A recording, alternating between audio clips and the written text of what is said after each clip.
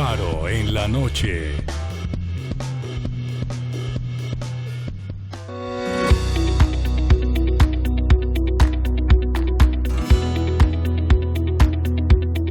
La Iglesia Católica no tiene ni avala ningún partido político o candidato determinado, pero sí invita a sus fieles y en general a todos los ciudadanos con las mismas palabras del Papa Francisco a involucrarse en la política, participando en el debate democrático con seriedad y responsabilidad.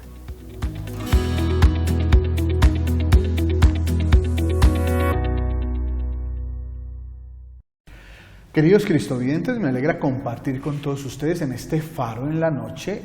Aquí desde la Conferencia Episcopal de Colombia vamos a conversar y nos ha querido atender amablemente Monseñor Elkin, que es, ustedes ya lo saben, secretario general de la Conferencia Episcopal. Gracias, Monseñor, por estar con nosotros. Gracias, Padre Ramón, gracias a todo el personal de Cristovisión y saludo a los cristovidentes muy fraternalmente. Agradezco que Cristovisión, haciendo un esfuerzo grande, se haya desplazado hasta la Conferencia Episcopal para poder transmitir este Faro en la Noche.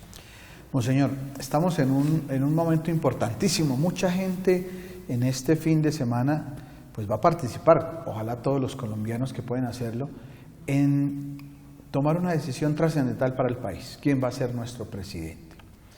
Y en ese contexto, pues también la Iglesia tiene una voz. La Iglesia no se mete en política, pero tiene una voz, tiene algo que decirnos. Sí, la Iglesia ve el ejercicio político de todos, candidatos y ciudadanos que votan, como un servicio al bien común. Y desde este punto de vista también tiene una palabra en cuanto a los criterios que debamos tener en cuenta para acudir al voto. Los obispos, siguiendo la enseñanza de la Iglesia, hemos puesto como a consideración del país esos criterios que deben orientar el voto de todos, y especialmente de los católicos, que somos primero ciudadanos y vivimos nuestro compromiso también desde nuestra fe católica. Como la contienda electoral se hace bastante tensionante ya en estos últimos momentos, siempre que alguien dice política y si es la Iglesia, hay predisposición. Ya los curas se van a meter en política. Usted nos da una orientación interesante al respecto. Sí, la Iglesia, digamos, no participa en el ejercicio partidista de la política.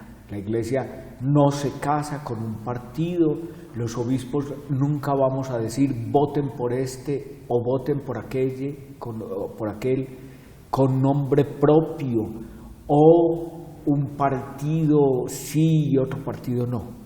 Pero la Iglesia sí tiene una palabra para decir en cuanto al ejercicio del voto como derecho democrático, como deber moral, y a los candidatos tiene una palabra para invitarlos a ejercer esa representación que el pueblo le ha dado en beneficio de todos, a buscar los mejores caminos para construir un buen país. Hemos visto sus palabras y el comunicado que usted ha grabado también en Cristovisión. Sería muy interesante en este momento poder profundizar, porque da directrices para saber qué orientaciones tenemos los católicos cuando vamos a referirnos al tema del voto. Perfecto, no sé por dónde empezamos. Yo quisiera decir que sí, los obispos hemos transmitido para este debate electoral desde principios del año 2 mensajes sobre el compromiso en las elecciones.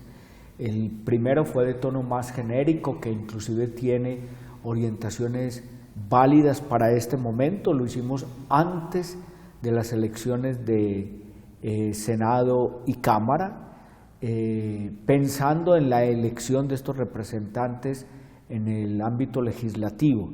y ahorita lo complementamos retomando unos puntos fuertes para este momento de las elecciones presidenciales. Yo quisiera comenzar, Padre Ramón, diciendo que lo primero que intentamos hacer conciencia es de que el voto es importante y que conviene y es necesario votar y hacerlo bien, votar bien, a conciencia, con libertad y con responsabilidad. Pero que no nos debemos eximir de este voto. El comunicado más reciente comienza afirmando que el voto es un derecho y un deber moral. ¿Por qué lo es? Porque es una decisión que compromete el futuro de muchos. Yo me hago responsable del futuro del país y de mis hermanos a través de una expresión, de un voto. Alguno podrá decir, pues mi voto no sirve para nada, o eso ya está programado, o ya está listo. No, en una sociedad democrática el voto es expresión de lo que yo siento que debe ser el país. Por eso es moral, porque yo asumo una responsabilidad que compromete el futuro de mis hermanos, del país mismo. Y es un derecho porque yo tengo, digamos, como el derecho de participar en la construcción de mi propio país y el de mis hermanos. Entonces, es un derecho que corresponde a mi participación ciudadana. En las sociedades democráticas, digamos que la característica fundamental es que todos podemos participar para elegir a los gobernantes y así tener los candidatos que nos representan como pueblo. Por eso que haya un número de votantes grande, la mayoría, es muy importante porque así también se cualifica la elección. El abstencionismo es un vicio, después se habla de esto, que lamentablemente ha caracterizado las elecciones en nuestro país, pero ojalá podamos derrotar esa característica y todos con responsabilidad vayamos a votar. Monseñor, cuando hablamos de votar mal, ¿qué sería pensar en decir voté mal? ¿Qué criterios harían para decir una persona ha votado mal?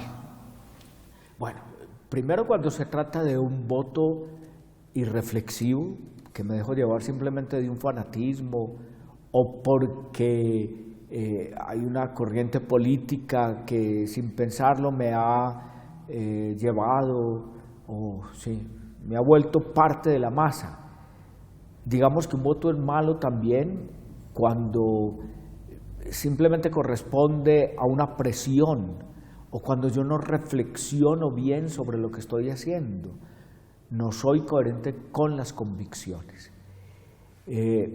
Podríamos como distinguirlo en dos facetas, lo que se refiere a mi responsabilidad de informarme para poder dar el voto, o cuando el voto obedece a presiones externas.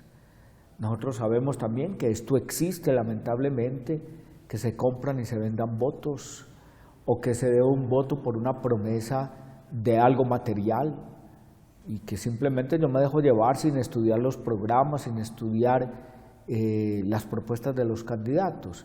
Eso podríamos llamarlo que es un voto mal hecho, que no tiene esas características de ser consciente, libre y responsable.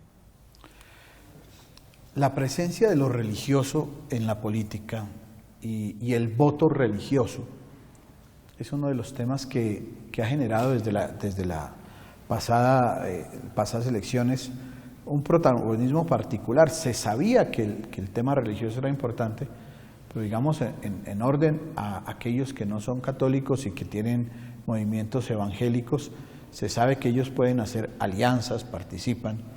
Este tema del voto religioso se aparta, digamos, de nuestra tradición católica de entender la participación con el compromiso a un candidato.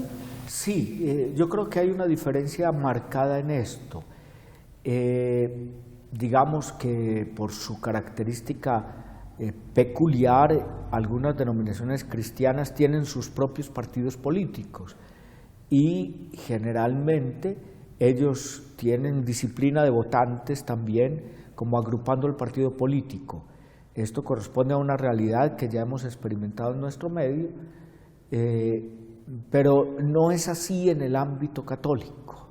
En el ámbito católico, digamos que la que participa más es la conciencia, el discernimiento, si vale esa palabra, que es muy del ámbito religioso, pero que se aplica a la capacidad de votar.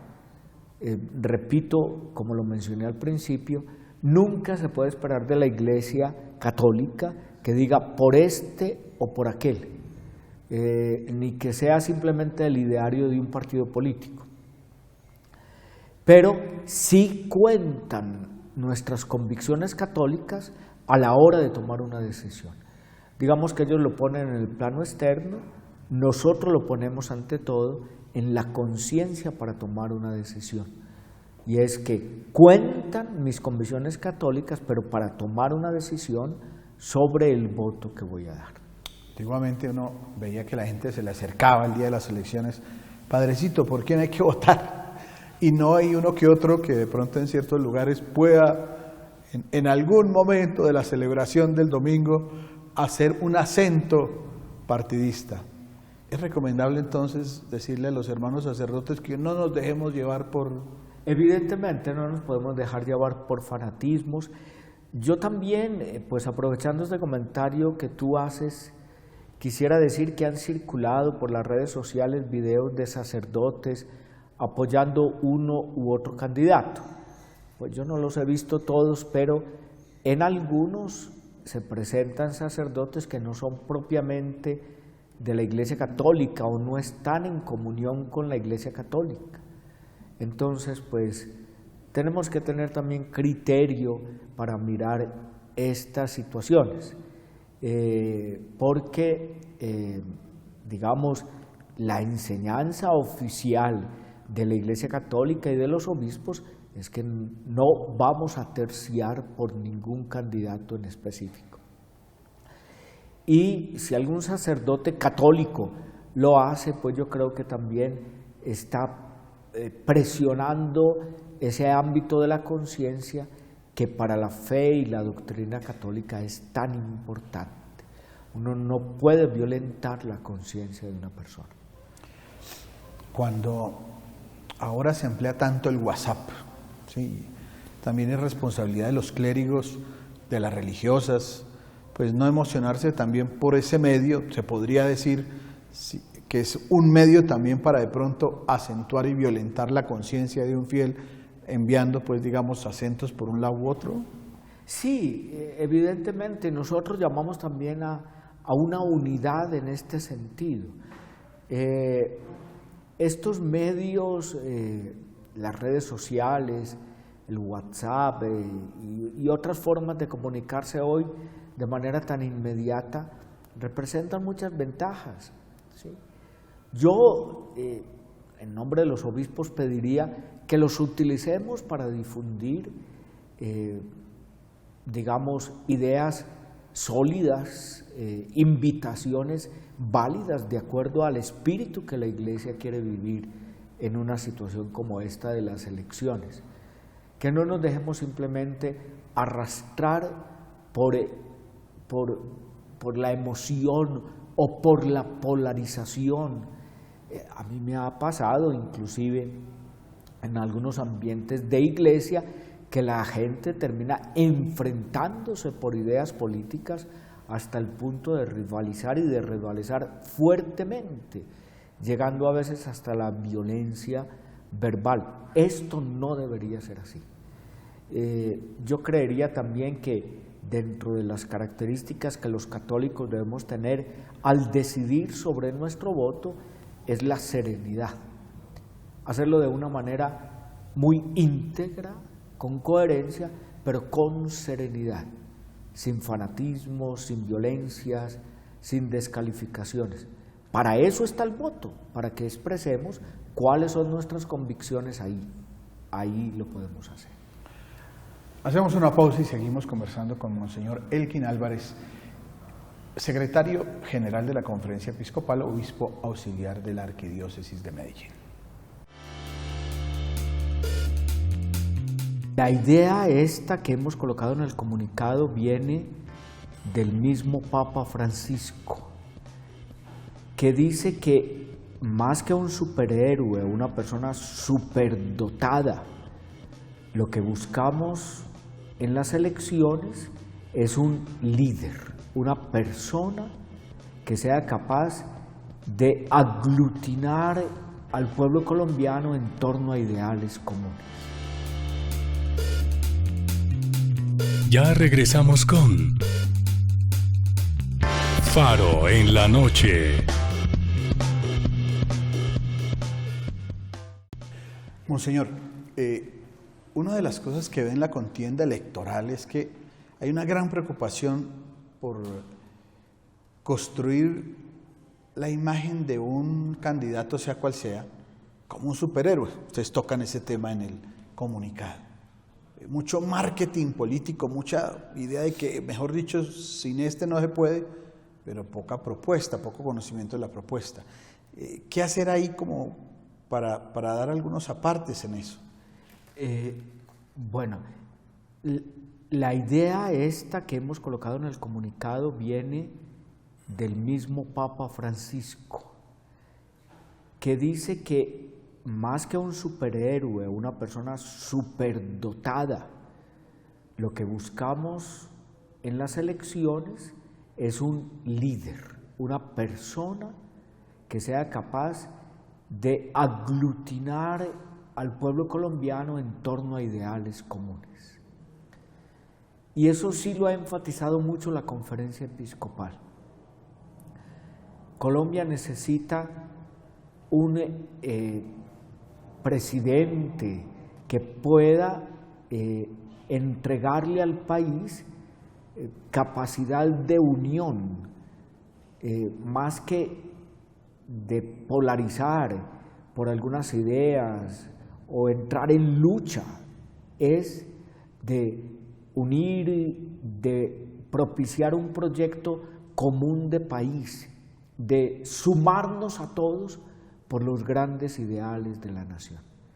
Y dentro de esos grandes ideales, entre varios que se podrían mencionar, hacemos referencia a dos que están aquí: el desarrollo integral, el crecimiento económico, humano, en todos los aspectos, no solamente en uno, y la justicia social. Digamos que recoge todo el panorama de que haya oportunidades para todos dentro de la vida nacional. Cualquiera de los candidatos que se está postulando para ser presidente habla de muchas cosas, cualquier tema. El tema que sea, hay una solución. Pero el tema religioso también es fundamental, y la libertad religiosa, el espacio de respeto de las raíces cristianas de nuestro país, de todo este desarrollo que es fundamental en nuestra cultura. ¿Eso también se pide? Sí, eso se pide. Hay varios puntos, digamos, que para los católicos tienen una importancia capital en los programas de los candidatos. Esto es por la enseñanza de la Iglesia, que convencida de que estos son valores fundamentales para la construcción de una patria, pues los pide que se reflejen en los programas de los candidatos. Usted me toca un tema, Padre Ramón, que para mí tiene mucha importancia, esto de promover la libertad religiosa. Y tiene que ver directamente con que se viva la laicidad del Estado en sentido positivo. ¿Por qué? Porque ahora se argumenta por cualquier cosa que Colombia es un Estado laico y que no puede permitir la participación de la Iglesia Católica en determinados eventos, o no se puede promocionar una actividad propia de la Iglesia a través de los mecanismos del Estado, ¿no? Eso no es el Estado laico. O sacar los Cristos de los espacios públicos, no. El Estado laico es el que no se gobierna, digamos, desde una autoridad religiosa, sino el que es capaz de armonizar las convicciones religiosas de los ciudadanos y permitirles que se expresen completamente en la vida social, incluyendo el compromiso social. Hay que reconocer que Colombia tiene un hecho católico a lo largo de su historia. Yo estos días pensaba, y me atrevo a decirlo, digamos, los pueblos de Colombia, no exagero si digo, un 90% nacieron todos alrededor de una parroquia. Entonces, digamos como que la Iglesia Católica ha participado de la construcción del país de una manera basal, desde el fundamento. Esto no se puede desconocer.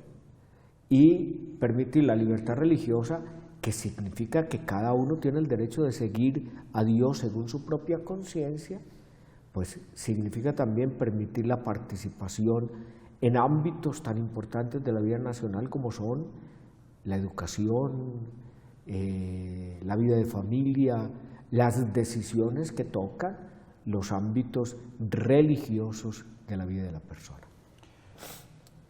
Cuando se le pregunta a los candidatos, a los actuales, sobre usted qué opina del aborto, qué opina de las parejas de la unión homosexual, qué opina de la eutanasia, pues algunos toman una posición de decir soy creyente, pero respeto la Constitución. Otros dicen no, es lo que dice la Constitución. Ciertamente en nuestro país no solo es el presidente el que decide si sí o no una situación de estas, hay otras instancias. Pero deja ver que el tema de la vida y la familia en estas visiones y en estas propuestas como que está muy alejado de la visión que tenemos sobre la vida, sobre la familia, sobre estas realidades que son fundamentales para nosotros. Sí, y nosotros invitamos casi con palabras textuales de los Santos Padres a buscar políticas claras para favorecer la familia, el derecho de los padres a la educación de los hijos, la defensa de la vida en todas sus etapas, desde su concepción hasta su fin natural.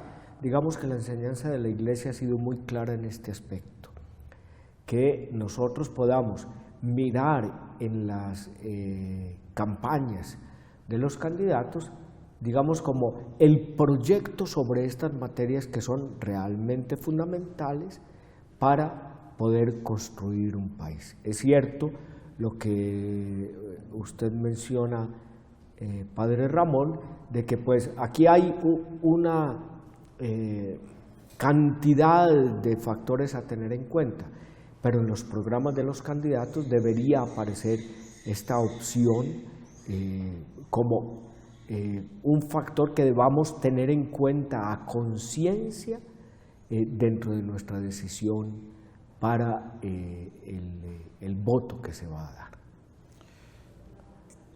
Tal vez, como en, no sé, otras elecciones no se había visto tanto, como entre todos los candidatos uno podía presentar como dos modelos distintos de país, de visión política, de construcción de la sociedad. Entre todos uno podría separar algunos por este lado y otros por este lado, sin decirles que son ni de izquierda ni derecha, sino dos visiones.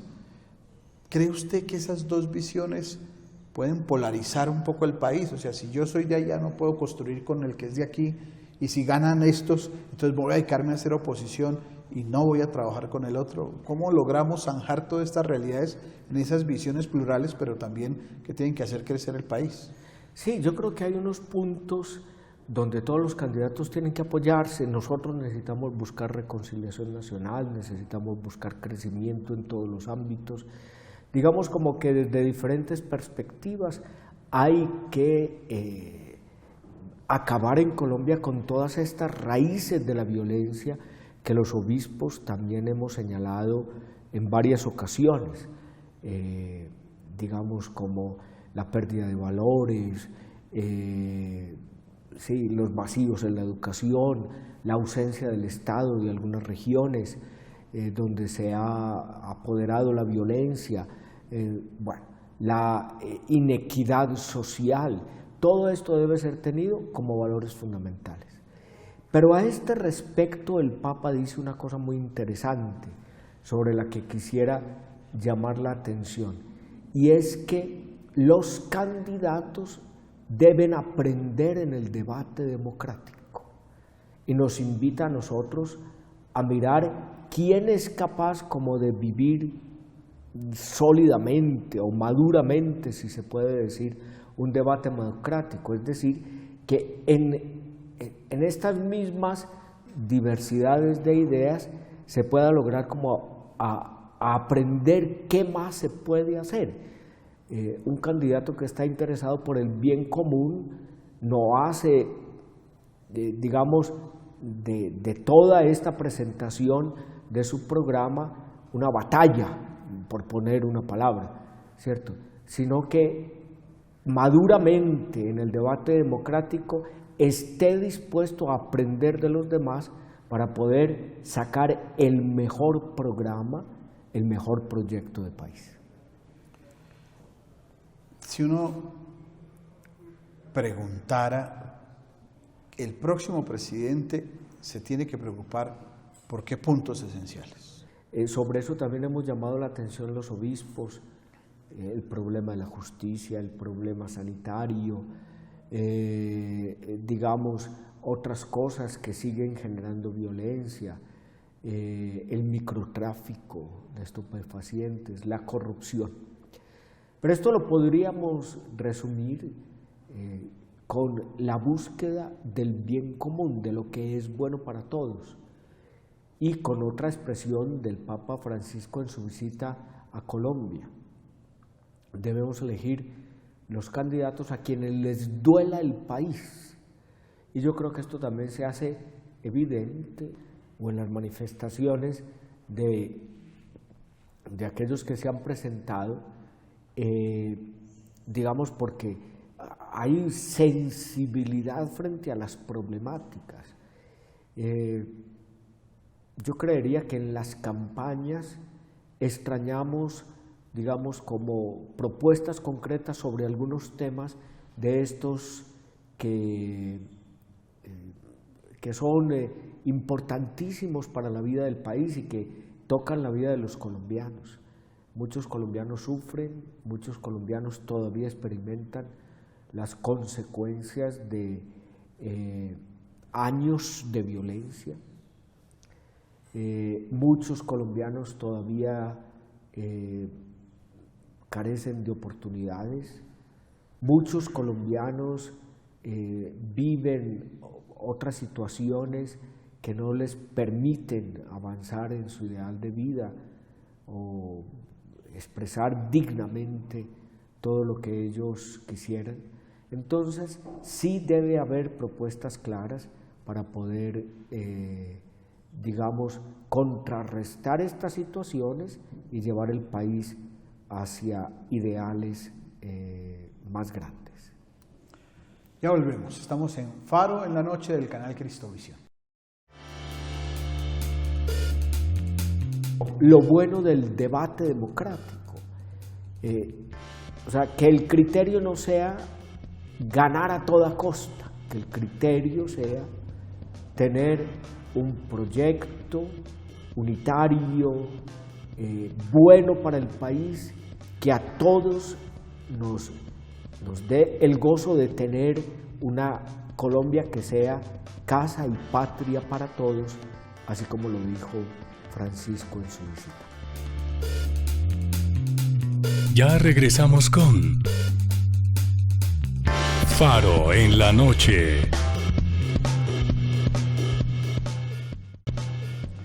Nuestra Constitución habla acerca de este momento. Hay posibilidad de que gane un candidato, dice la Constitución, dice las normas de elección, o que se vaya a la segunda vuelta. Esas son las posibilidades que hay en nuestra tradición democrática para elegir presidente. Si llegase el escenario de la segunda vuelta, empieza a haber como una serie de asociaciones de quién queda aquí, quién queda allá, quién queda allá, y entonces la gente empieza a ver que ahí desaparece y se desmorona todos esos principios, todas esas posiciones, y se empieza a negociar burocracia. Ahí, en eso, ¿qué podemos decir, monseñor? O sea, ¿cómo pensar ahí esa compleja situación? Sí, digamos que en esto también la Iglesia ha hablado en diversos momentos, y es como la invitación a mantener la coherencia del proyecto político en búsqueda del bien común. Esta sería como la invitación. Más que componendas, es encontrar la mejor vía para poder que se realice el bien común. Perdonen que repita todo esto, pero es que la Iglesia ha puesto siempre como el punto de encuentro en el ejercicio político o en el compromiso político esta expresión que es el bien común. Y el Papa dice que la política es una alta forma de caridad. Entonces, frente a este posible escenario que está previsto en el desarrollo o en la normativa constitucional, pues la invitación es esa, mantener el proyecto político en la búsqueda del bien común. Y a recoger, como lo acabamos de mencionar en el otro segmento, digamos como lo bueno del debate democrático. O sea, que el criterio no sea ganar a toda costa, que el criterio sea tener un proyecto unitario, bueno para el país, que a todos nos dé el gozo de tener una Colombia que sea casa y patria para todos, así como lo dijo Francisco en su visita. ¿Qué hay que valorar? Porque siempre criticamos las campañas y ponemos nuestros reparos, pero también el documento ofrece eso. ¿Qué hay que valorar de esta campaña y de estos candidatos? Sí, la Iglesia también es común denominador en lo que expresa sobre esto, valora, aprecia, hay otras palabras como estima, agradece que estas personas se pongan frente al país y le trabajen a construir un programa político que consideren que sea conveniente para todos, que responda a las necesidades del país.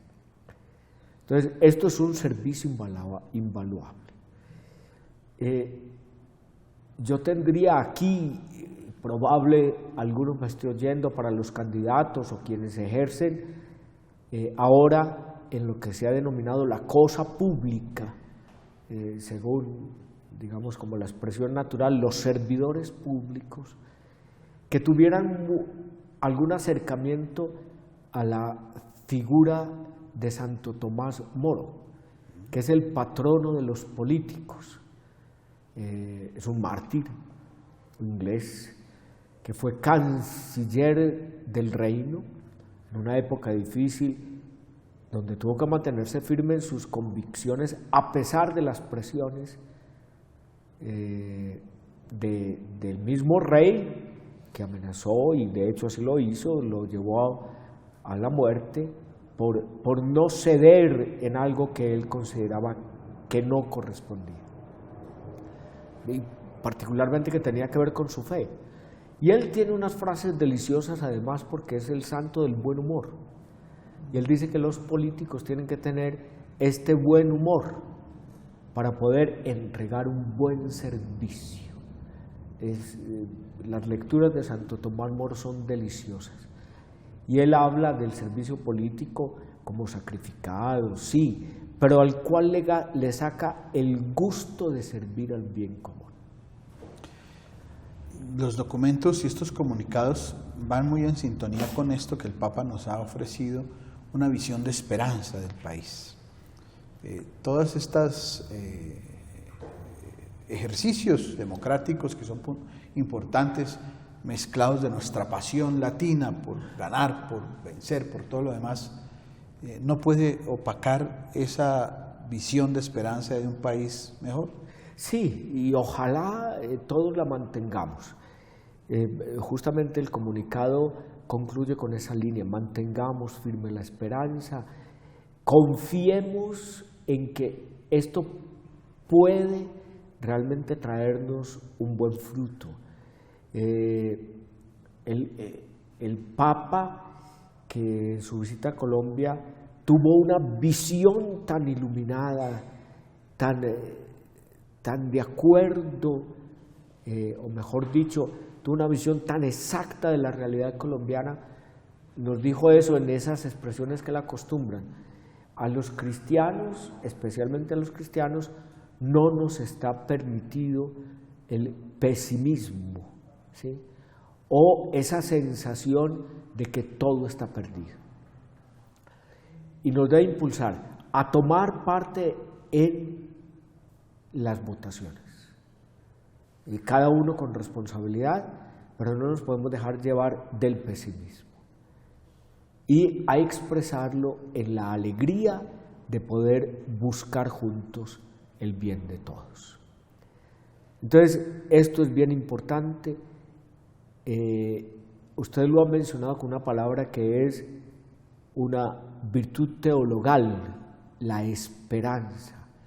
Especialmente para los católicos, en esto también debemos actuar con esperanza, no simplemente con optimismo. Y por eso, porque tenemos la esperanza, hay una invitación que no podemos dejar por fuera, y es que oremos a Dios.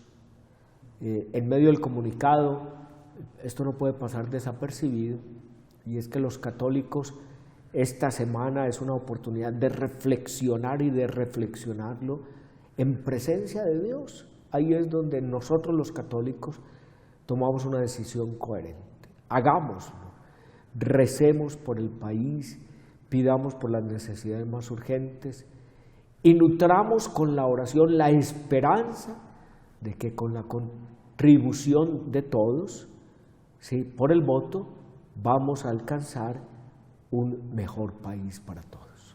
El ejercicio del voto es secreto, pero sí a nivel de la comunidad familiar con los que se viven, sí se debe hacer un compartir sobre las posibilidades. Esto aparece también en los documentos de la Iglesia, que vale la pena como hacer un diálogo maduro sobre las posibilidades que se puedan hacer, un debate sereno, intrafamiliar, por así decirlo, donde se pueda.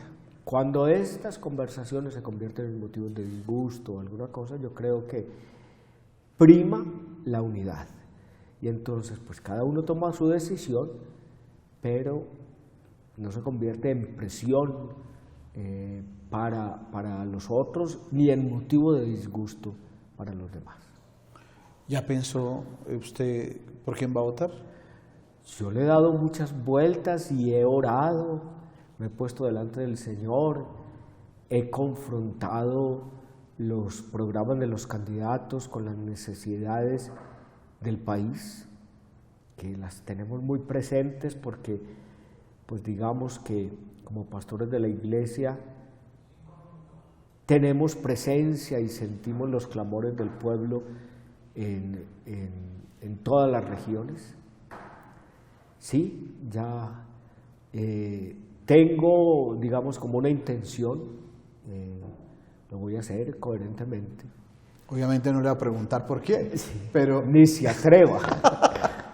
Pero ya tiene planeado qué horas va a ir a votar. ¿Va a votar en Medellín o vota aquí? Yo voto en Medellín y hay un hecho curioso, y es que me inscribí en un colegio de religiosas allí donde tiene, digamos, su misión una tía religiosa. Entonces me voy, oro un rato con ellas, comparto algo antes de las 8 y a las 8 en punto. O sea, tradición, paso. 8 en punto va a... 8 en punto. Es de los ciudadanos que no deja a las 4 de la tarde. No, al contrario, quiero estar de los primeros allí.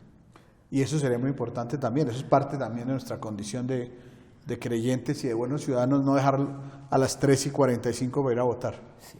Bueno, y esperamos que muchos voten, si hay alguna tarea de la Iglesia en concientizar a los católicos, lógicamente, pero también a todas las personas que crean en los valores y crean en el ejercicio democrático, es a no eximirse de este derecho de ver que hemos dicho.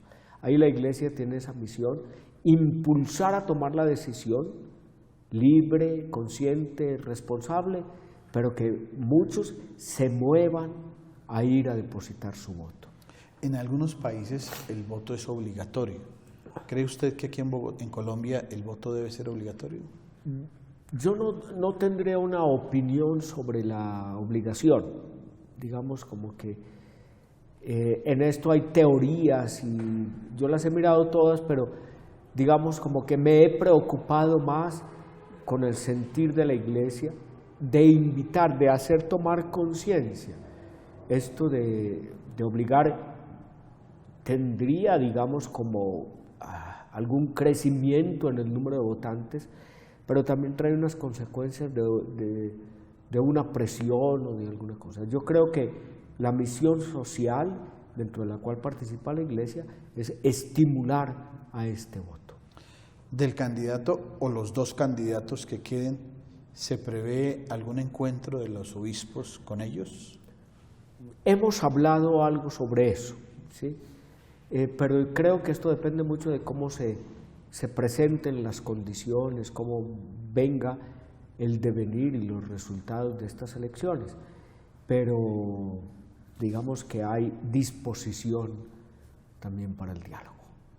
Monseñor Elkin, muchas gracias por estar con todos los cristovidentes, elementos fundamentales para hacer este ejercicio democrático y de discernimiento. Muchas gracias por estar aquí. Muchas gracias, Padre Ramón, muchas gracias a todos. Gracias por estar en Faro en la Noche y a todo el equipo técnico y de producción. Gracias por ver el mundo con los ojos de Jesús.